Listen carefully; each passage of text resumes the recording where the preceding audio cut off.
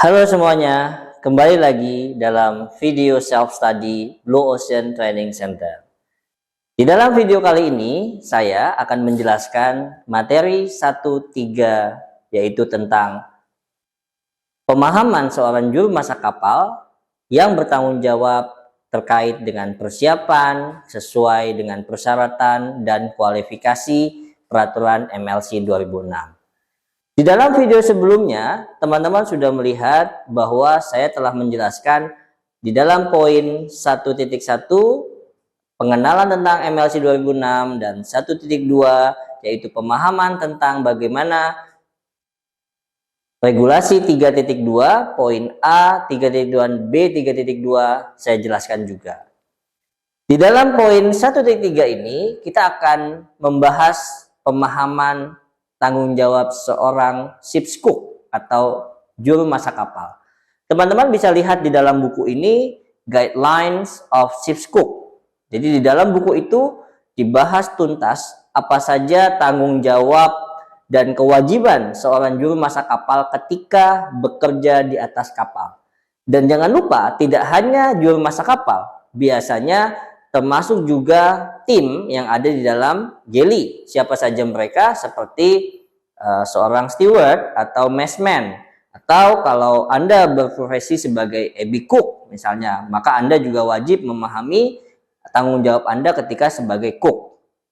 Oke, kembali pada poin utama, yaitu pembagian tanggung jawab dan kewajiban. Di dalam aturan tersebut dijelaskan bahwa tanggung jawab seorang juru masak kapal itu tidak hanya sendiri. Jadi siapa yang bertanggung jawab? Yang pertama, maka biasanya ada pemilik kapal.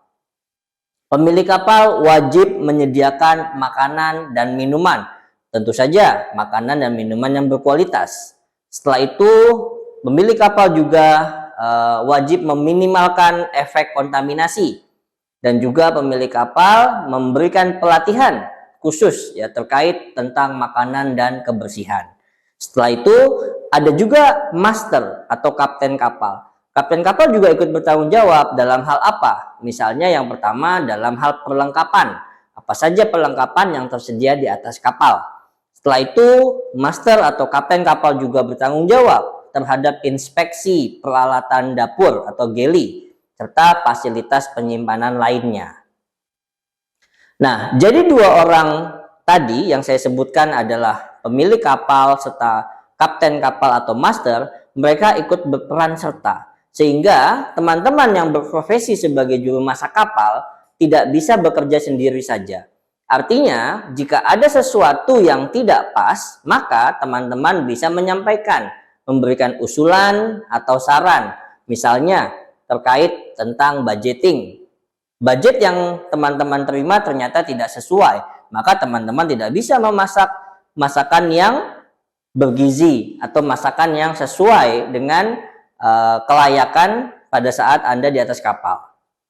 Oke, terlepas dari hal tersebut, maka juru masak kapal memiliki kompetensi. Ya, kompetensi apa yang harus dimiliki oleh seorang juru masak kapal? Di dalam video ini saya akan membahas, mungkin tidak secara detail, tetapi hanya batasan-batasannya saja. Jadi nanti secara detail teman-teman bisa melihat video-video selanjutnya yang kami sediakan di dalam video self-study kami di website e-learning kami. Yang pertama, ada praktek memasak. Tentu setiap juru masak kapal harus bisa memasak. Dan masak itu tidak hanya terkait apa yang dimasak, tetapi pasti kita berkaitan dengan menu misalnya. Menu itu terkait dengan apa? Misalnya terkait dengan jumlah kru, terkait dengan budget, ya. Tadi ada food cost misalnya. Dan ketika sudah ada food cost, ada menu, kita kembali ke dalam kapal tadi ada kru, maka kita melihat seperti apa. Misalnya ada berapa yang nasionalitinya berbeda, ada berapa agamanya yang berbeda, dan sebagainya. Maka hal-hal tersebut yang wajib kita ketahui sebagai juru masak kapal. Berikutnya adalah keterampilan memasak. Pasti teman-teman juga memiliki keterampilan yang berbeda. Misalnya ada yang good at western, atau misalnya baiknya adalah memasak masakan Nusantara atau Korean food atau Japanese food dan sebagainya. Nah, itu adalah basic yang teman-teman bisa kerjakan di atas kapal. Nah, kami juga membuka beberapa kelas yang terkait dengan spesifikasi masakan. Jadi ketika teman-teman memang punya keinginan untuk mengimprove materi terkait masak, maka teman-teman bisa nanti praktek di tempat kami. Berikutnya adalah terkait administrasi. Apa saja administrasi yang harus kita kerjakan? Ya, misalnya terkait dengan manajemen, pengawasan, ya dan sebagainya. Maka kita sebagai juru masak kapal biasanya memberikan laporan kepada siapa? Kepada master. Ya, terkait misalkan jumlah barang, jumlah bahan dan sebagainya yang memang out of stock atau sudah habis. Berikutnya adalah pencegahan penyakit yang ditularkan melalui makanan. Nah, ini penting sekali teman-teman. Nanti teman-teman bisa lebih lengkapnya mendengarkan atau melihat video tentang food handling dan food safety. Jadi di dalam video food handling dan food safety atau pada materi teori ketika teman-teman belajar dengan instruktur kami, mereka akan menjelaskan bagaimana pencegahan penyakit itu bisa terjadi dan bagaimana pencegahannya, bagaimana cara solusinya dan sebagainya. Apa saja penyakit yang dapat ditularkan melalui makanan? Ya, lalu apa saja makanan yang dapat menyebabkan penyakit? Lalu bagaimana makanan itu beresiko tinggi? Misalnya makanan yang sudah dimasak pagi hari, apakah masih layak disajikan di siang atau sore hari? Setelah itu ada bakteri, ya mikroorganisme. Nah, ini juga beberapa hal yang biasanya mengganggu pencernaan, ya, seperti penyakit-penyakit yang ada di dalam tubuh kita. Setelah itu ada kontaminasi. Nah, jangan lupa teman-teman, ketika teman-teman memasak ada kontaminasi, maka kontaminasi itu harus kita hilangkan, ya, karena kontaminasi juga menyebabkan penyakit, ya. Misalnya ketika teman-teman tidak memakai sarung tangan, ketika teman-teman tidak memakai topi, ya, lalu ada rambut, ada ketombe dan sebagainya yang jatuh, maka itu bisa menyebabkan kontaminasi.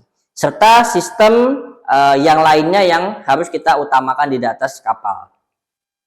Berikutnya adalah kebersihan makanan, food hygiene, ya. Jadi food hygiene ini terkait bagaimana kita sebagai juru masak kapal memastikan bahwa makanan yang kita sajikan itu terbebas dari penyakit, ya. Misalnya makanan itu tidak terkontaminasi tadi, ya, atau tidak ada bakteri. Lalu bagaimana kita membersihkan diri kita dan juga membersihkan geli dengan baik, ya, sehingga apapun yang kita kerjakan selalu kembali bersih. Selanjutnya bagaimana makanan itu disimpan, teman-teman. Jadi ada namanya food storage, penyimpanan makanan. Ketika teman-teman membelikan sesuatu, mendapatkan stok, maka stok ini disimpan. Ada istilah FIFO, ada istilah FEVO, ya, dan sebagainya. Nanti teman-teman bisa pelajari kembali di video-video selanjutnya. Setelah itu cara bagaimana menangani makanan yang baik, ya, misalkan untuk persiapan, lalu dalam penyimpanan, bagaimana memanfaatkan kembali makanan, serta bagaimana menyajikan makanan dengan aman, ya. Oke. Lalu hal-hal lain, misalnya adalah seperti kebersihan pribadi atau disebut dengan self hygiene, ya. Jadi kita sebagai juru masak juga wajib memperhatikan apa kebersihan kita. Misalkan potong kuku, mencuci tangan, ya, lalu tidak menggunakan sesuatu itu berkali-kali. Misalkan lap, ya, lap yang digunakan itu tidak digunakan berkali-kali. Selanjutnya ada nutrisi, nutrisi seimbang, ya. Maka dalam hal ini juru masak kapal juga penting sekali untuk menyajikan menu yang mengandung nutrisi dan gizi seimbang, itu teman-teman. Lalu selain itu teman-teman juga harus mematuhi aspek agama, budaya, dan bangsaan. Misalnya ketika teman-teman krunya bermacam-macam, mix kru, maka wajib memperhatikan apa kesukaan orang India, misalkan apa kesukaan orang Indonesia, lalu agama Islam tidak boleh memakan apa, lalu di agama non-muslim misalkan juga harus memakan apa dan sebagainya. Ketika sudah mengetahui itu, maka kita bisa membedakannya, tidak menggabungkannya. Nah, itu kita membuat satu komitmen atau kita memberikan kompetensi pada diri kita bahwa kita mampu dan memahami hal-hal tersebut ya, termasuk chopping board misalnya tidak boleh digabung misalnya. Lalu keterampilan dasar ya, misalkan keterampilan bahasa, keterampilan menghitung, keterampilan komunikasi, itu juga penting teman-teman. Di mana juru masak kapal itu tidak bekerja sendiri.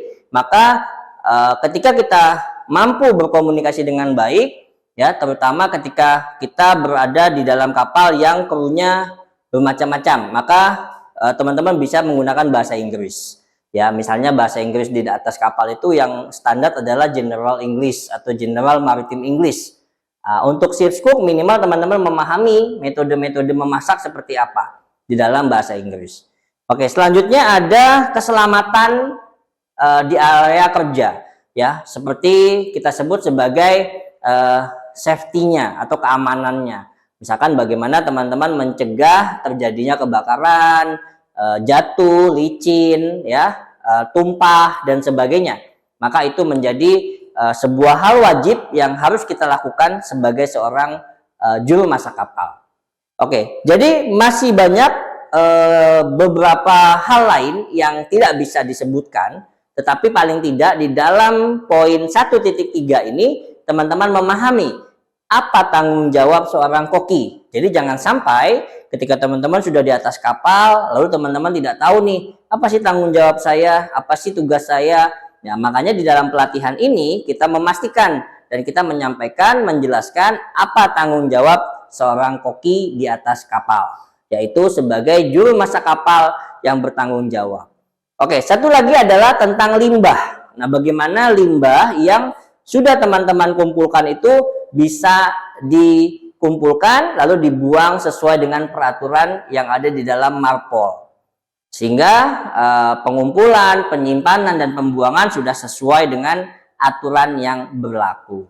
Oke, demikian teman-teman beberapa materi tentang kompetensi, tanggung jawab, dan aturan yang ada di dalam juru masak kapal, sehingga teman-teman bisa lebih memahami konteksnya. Kita akan lanjutkan untuk self-study video berikutnya. Tetap semangat belajar dan sampai jumpa.